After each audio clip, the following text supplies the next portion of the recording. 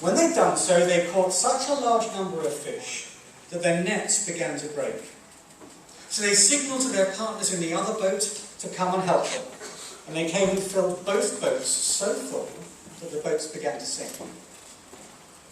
When Simon Peter saw this, he fell at Jesus' knees and said, "Go away from me, Lord. I'm a sinful man." For he and all his companions were astonished at the catch of fish they had taken.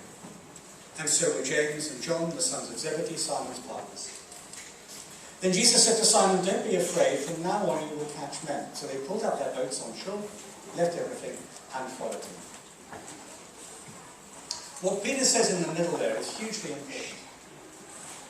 Initially he calls Jesus Master. Then he changes. "Go away from me, Lord." That's a word that Luke has used before in his Gospel, of God. "Go away from me, Lord," he says. Reason? I'm a sinful man. There's a difference between you and me, and it's my sin.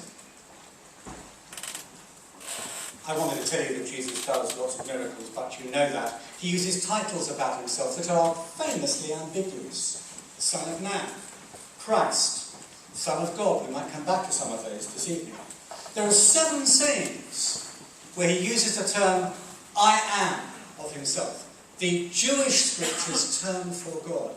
Not just a little phrase, he draws down the imagery, the ideas, time after time. They pile on him.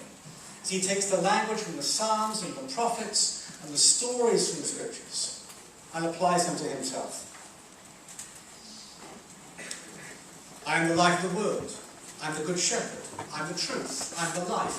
They are all titles that have previously been true of God in the Jewish scriptures. And Jesus says, "They're me." He makes more direct claims, to which we'll return.